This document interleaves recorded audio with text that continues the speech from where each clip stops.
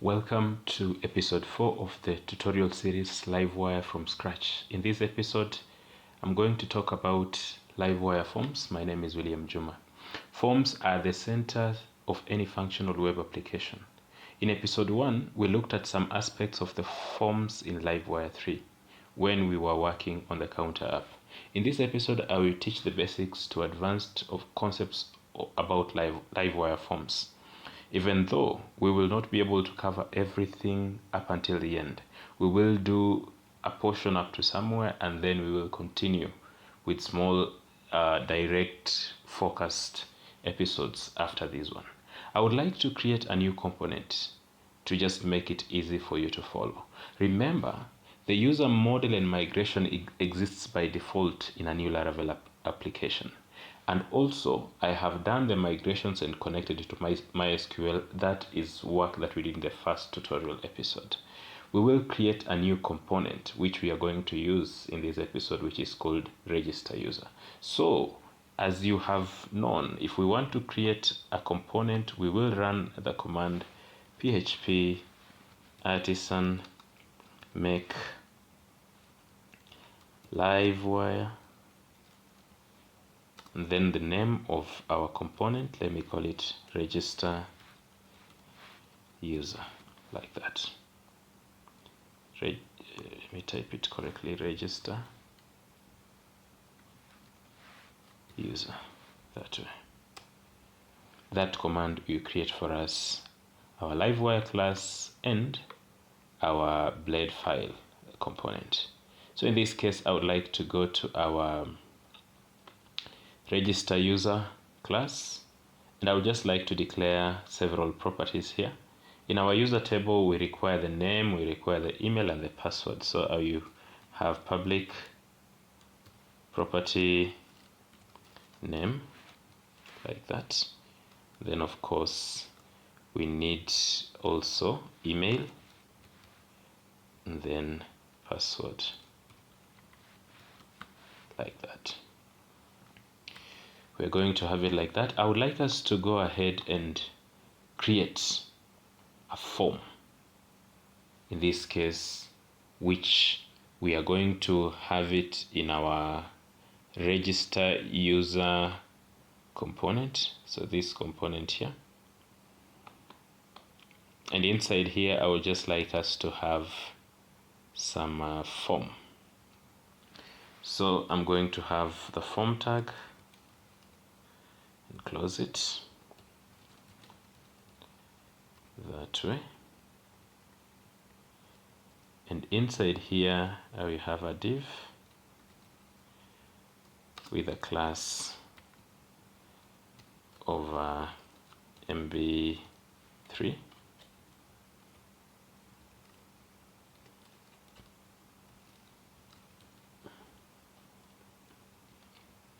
inside this div we will have a label,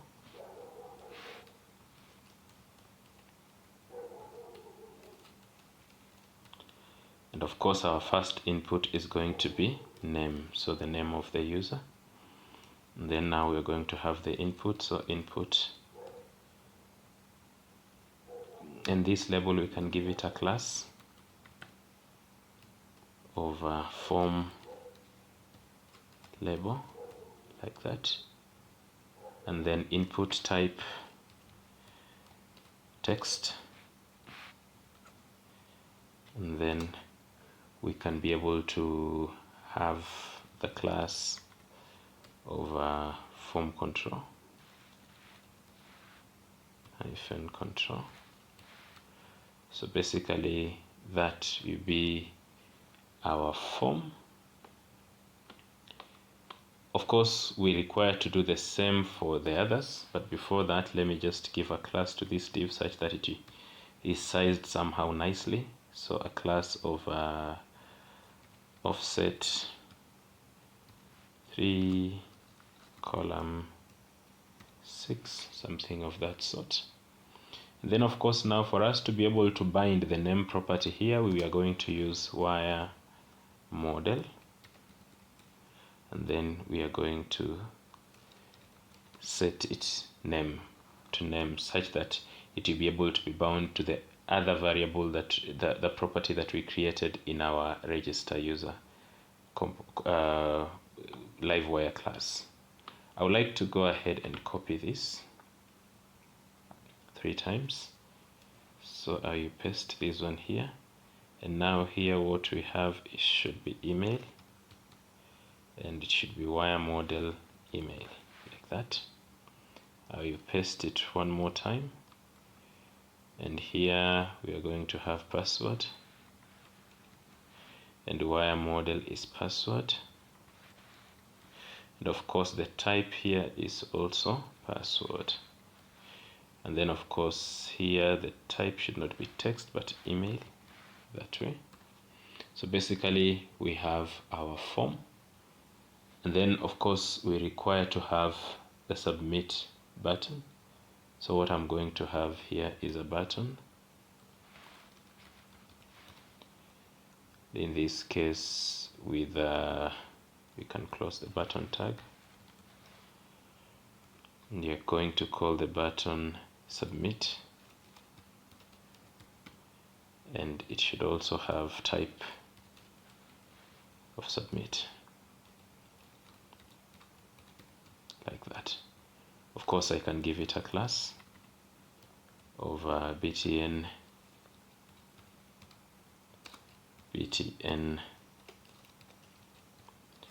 primary,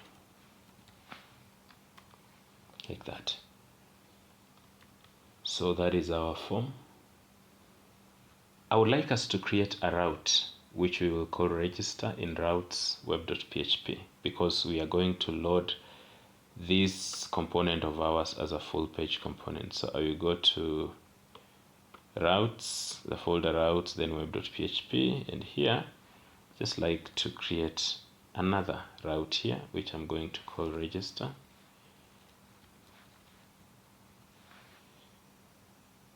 And then we can change this to register class, register user class, and this class is actually the way we have it here in our in our Livewire class. So register user, but I think it's singular for yes user, like that.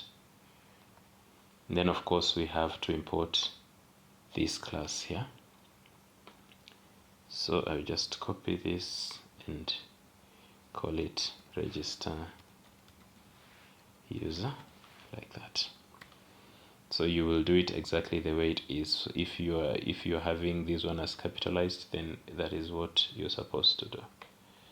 So basically we have a route that will be able to load our component. I would like to go to views. Remember in our previous tutorial in components layout app.blade, we did make some changes here because we were learning about the meta tags. Because I'm not interested to pass them, I can either make them optional, but to just focus on the content of this episode, I would just like to remove them such that we do not make the tutorial a bit long. But if you want to make them optional, you can do exactly the way it is. So this is a variable that is being passed in, and then you can put 2 question marks and then the optional value if the other one is not set, and if you do it that way, it will not give you an error. So now I would like to go to localhost /register and see if it's possible for us to load our form. And now you can see we have our nice form being displayed here. Obviously there is something that I haven't done. I haven't handled the submission of our form. And for us to be able to handle the submission, we will open our register user component or view, and inside the beginning of the form we can have wire submit, and then we can pass in wire :submit. We can pass in the name of the function to which we are submitting. So this one we can call it save. You can also call yours whatever it is that you want, as long as when we go to our register user class, in Livewire, you just create a method with that name. So in this case, I'm going to have public function save, like that. I would like to know if this endpoint is being hit, so I'm going to just dd123 and see if actually when we submit this form, we'll be able to hit this endpoint. When I click submit, it is refreshing. So meaning still our form is not connected perfectly the way it's supposed to be. Let me attempt again. And now you see we are having 1, 2, 3, meaning we are able to hit this endpoint for us that will enable us to be able to save. I want us to work on validation. Before you are able to submit a form, it is important for us to be able to know what is it that this user is going to save. And for purposes of checking data integrity, we are supposed to do validation. Now, before we do validation, I would like us to just improve the form a little bit and put a loader, sort of like a spinner, inside our button. So inside this button that we are calling submit, I would like to just inside here be able to put a spinner. And we're just going to use the bootstrap spinner. So what I'm going to have is a div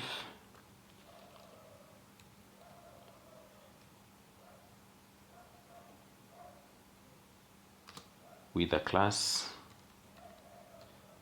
of a spinner, border, spinner, border, small, because we do not want it to be very big. And then I will close this div.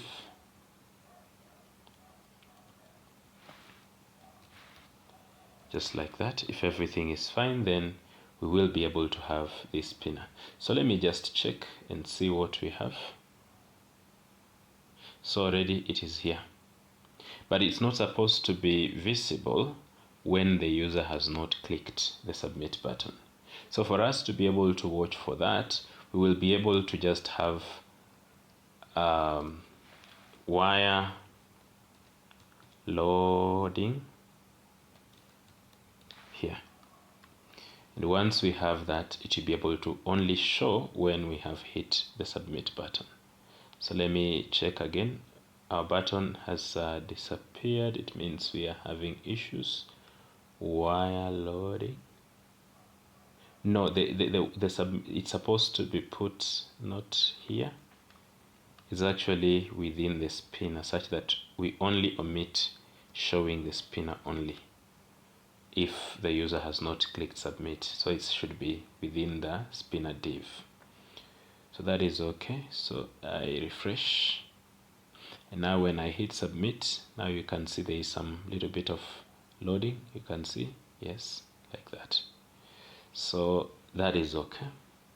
I now want us to do validation. We need to validate users' input on our forms, and this is to just ensure data integrity. And we are going to use the ruler attribute. Of course, there is another way in which we can be able to validate.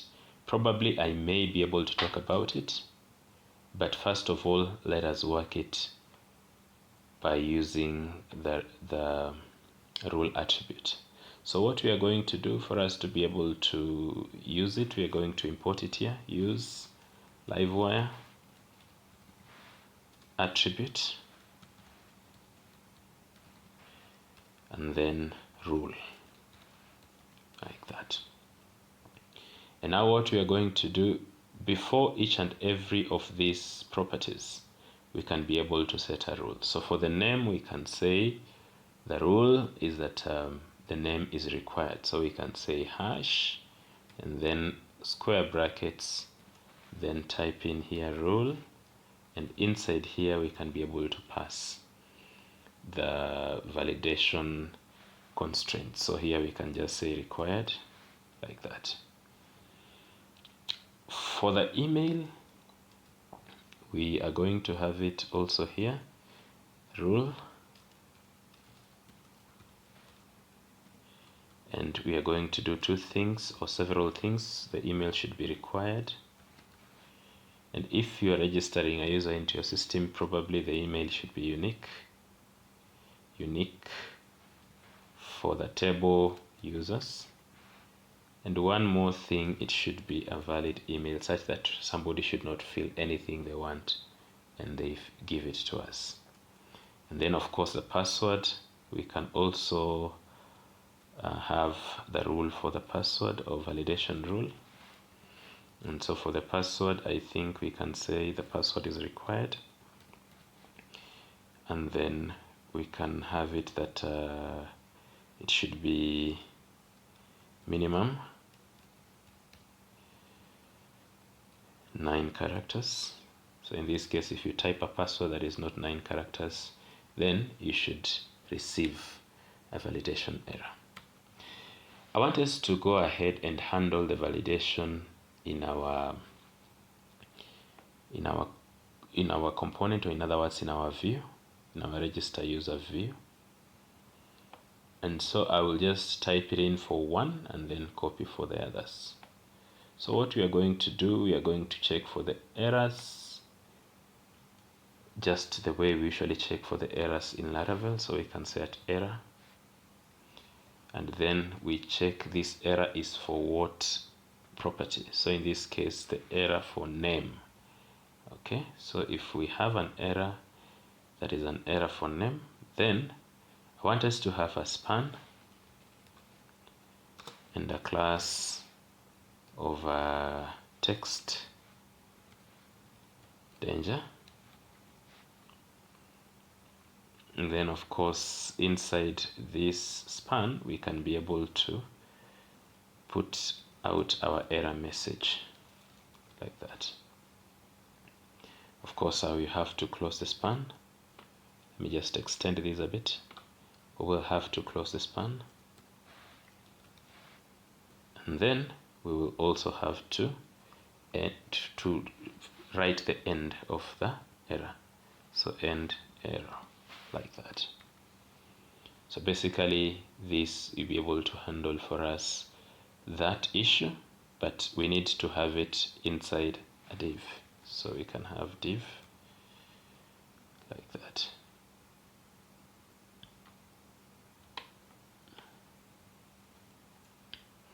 Closing of the div that way. So I will be able to copy this and also paste for the email, and I will change this to email. I will do the same, paste for the password and change the name to password like that. If I have typed everything correctly, then when I click the submit button, I'm going to refresh. When I click the submit button, now you can see we still are not having the validation. What is the issue? The issue is because we have not been able to sort of like make our validations to be used, or in other words, declared the validation to be used somewhere. So what we are going to do inside our save method, I'm going to just say this validate like that. So once we do that, now if I go back and attempt to submit, now you can see there's something that is working, but we are having issues. So we say missing rules property in the method. So use Livewire attribute rule. The reason why we're having that issue is because of what I have typed here. It's supposed to be attributes. not attributes. It's supposed to be attributes. So Livewire attributes rule. There's a reason why it was not being found, because I had written it as singular. So when we refresh and check again, now you can see the validation errors are being shown to us. We can be able now to receive the feedback, or the user can be able to receive the feedback and see that they're having issues with their validation. I want to do a little bit more as we conclude this episode. Sometimes you may want to have the validation sort of like in real time. There are two ways in which you can be able to do that. We can do real-time validation using wiremodel.blah, and in this method, when we save, we have to click away from. So for example, if you are working on the password and we are typing in, we have to click outside for the validation to be shown here.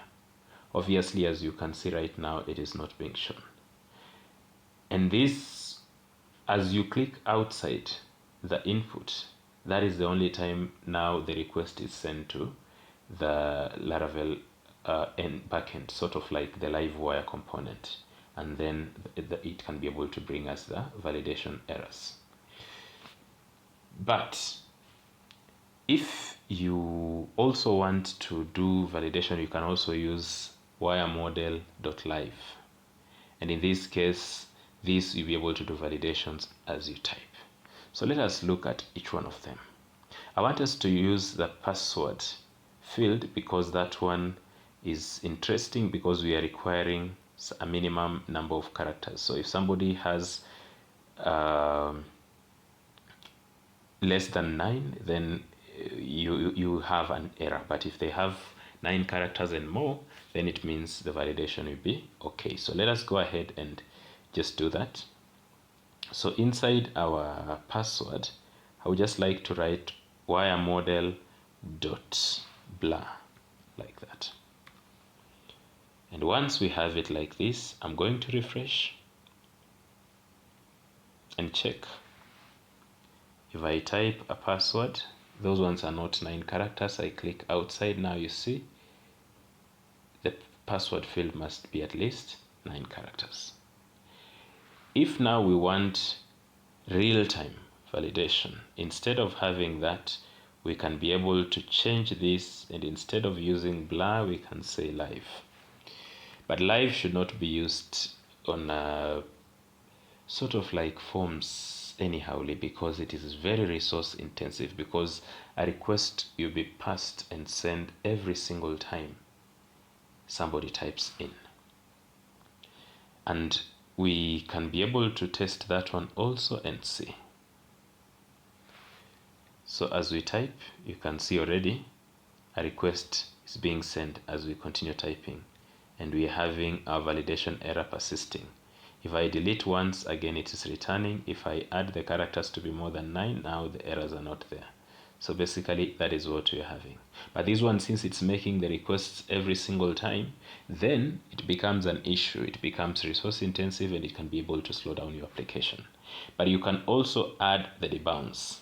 You can add debounce, and when you add debounce, it can be able to delay a little bit and wait up until the user finishes typing, and then wait again some specific period of time for it to be able to submit the request. So let us look at debounce.